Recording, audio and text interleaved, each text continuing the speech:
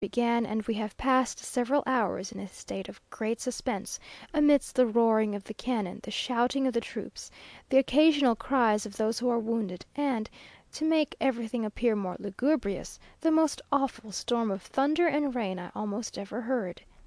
The Señora de 's brother is a captain in the government services, and he and his regiment have distinguished themselves very much during these last few days, consequently she is dreadfully uneasy to night. The gentlemen seem inclined to pass the night in talking.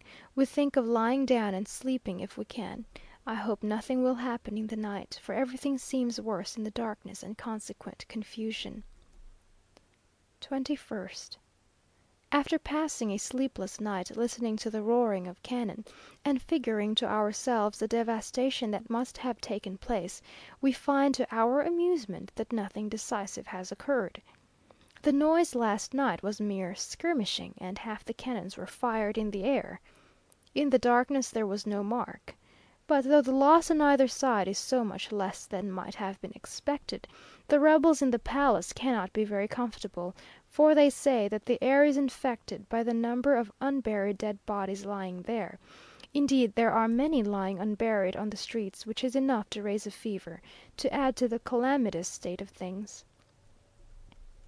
The government bulletin of today expresses the regret of the supreme magistrate at seeing his hopes of restoring peace frustrated, and publishes the assurances of fidelity which they have received from all the departments, especially from Puebla, Queretaro, and Vera Cruz, in spite of the extraordinary despatches which had there been received from Farias, desiring them to recognize Urrea as Minister of War, and Don Manuel Crescencio Rejon as Minister of the Interior, which communications, says the commandant of Queretaro, produced in my soul only indignation and contempt towards their miserable authors.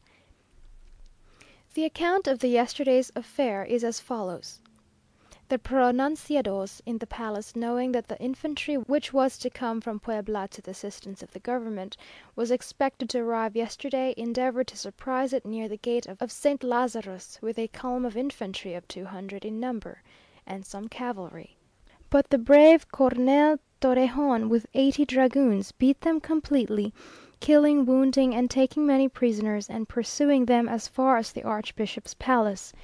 The supreme government, appreciating the distinguished services and brilliant conduct of the aforesaid colonel, have given him the rank of general of brigade. The president in today's proclamation, after declaring that the beautiful capital of the republic is the theatre of war, says that nothing but consideration for the lives and properties of the inhabitants has been able to restrain the enthusiasm of the soldiers of the nation, and to prevent them from putting forth their whole force to dislodge the rebels from the different points of which they have possessed themselves. The president adds that this revolt is the more inexcusable as his administration has always been gentle and moderate, that he has economized the public treasure, respected the laws, and that citizens of whatever opinion had always enjoyed perfect tranquillity under his rule. That constitutional reforms were about being realized, as well as the hopes of forming by them a bond of union between all Mexicans. He concludes by reproaching those revolutionary men who thus cause the shedding of so much innocent blood. The commander in chief, General Valencia, writing perhaps under some inspiring influence, is more figurative in his discourse. "Soldiers of liberty," he exclaims, "anarchy put out its head, and your arms drowned it in a moment."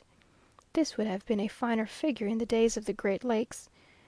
And again he exclaims, "Mexicans, my heart feels itself wounded by the deepest grief, and all humanity shudders in contemplating the unsoundable chaos of evils in which the authors of this rebellion have sunk the incautious men whom they have seduced, in order to form with their dead bodies the bloody ladder which was to raise them to their aggrandizement. Already the Mexican people begin to gather the bitter fruits with which these men who blazon forth their humanity and philanthropy have always allured them, feeding themselves on the blood of their brothers, and striking up songs to the sad measure of sobs and weeping." These tropes are very striking. All is brought before us as in a picture. We see anarchy raising his rascally head above the water, most likely adorned with a liberty cap, and the brave soldiers instantly driving it down again. We behold Gomez Farias and Urrea rushing up a ladder of dead bodies, and then the Lucrezia Borgia kind of scene that follows, alluring their victims with bitter fruit, perhaps with sour grapes, drinking blood and singing horridly out of tune to a running bass of sobs. The teeth of humanity are set on edge only by reading it. Well may His Excellency add, I present them to the nations of the world as an inimitable model of ferocity and barbarity. This morning General sent a few lines from the citadel, where he and the president are, in which he speaks with confidence of speedily putting down the rebels. C n returned many affectionate messages accompanied by a supply of cigars.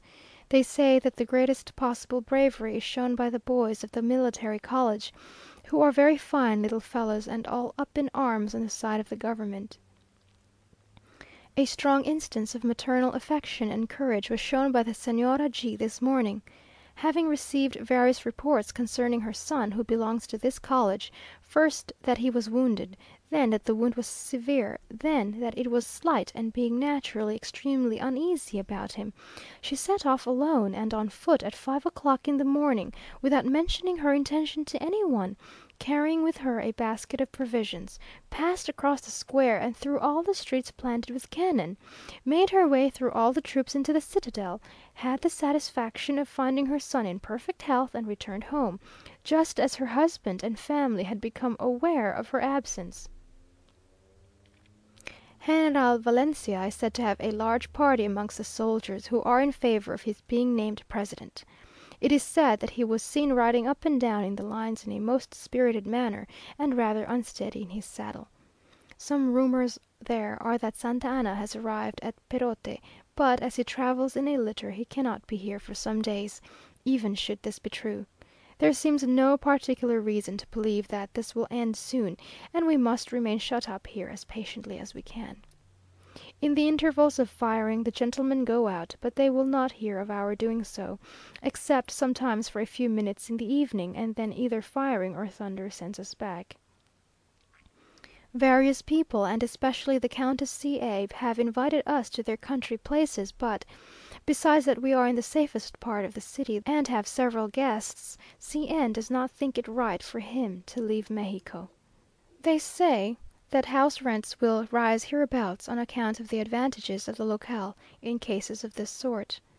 Amongst other announcements, the government have published that the rebels have demanded that the jewels, together with the service of gold and silver belonging to the Holy Cathedral Church, shall be given up to them, and threaten to seize the whole by force should their demand not be acceded to within 2 hours. It is very probable that they will do so, adds the bulletin, thus adding a new crime to all they have committed. It is now evening, and again they announce an attack upon the palace, but I do not believe them, and listen to the cannon with tolerable tranquillity. All day families continue to pass by, leaving Mexico. The poor shopkeepers are to be pitied. Besides a total cessation of trade, one at least has been shot and others plundered. A truce of 2 hours was granted this afternoon to bury the dead who were carried out of the palace. 2 of our colleagues ventured here this morning. 22nd. The government bulletin of this morning contains a letter from Santa Anna, dated Mango de Clavo, 19th of July, informing the president, with every expression of loyalty and attachment to the government, that according to his desire he will set off this morning in the direction of Perote at the head of a respectable division. Various other assurances of fidelity from Victoria, from Galindo, etc., are inserted, with the remark that the Mexican public will thus see the uniformity and decision of the whole republic in favour of order, and especially will receive in the communication of His Excellency General Santa Anna an equivocal proof of this unity of sentiment, notwithstanding the assurances given by the rebels to the people that Santa Anna would either assist them or would take no part at all in the affair. It must be confessed, however, that His Excellency is rather a dangerous umpire. The Governor Vieira published a proclamation today declaring Mexico in a state of siege. It seems to me that we knew that already. Upon the whole, things are going on well for the government. Parties of pronunciados have been put down in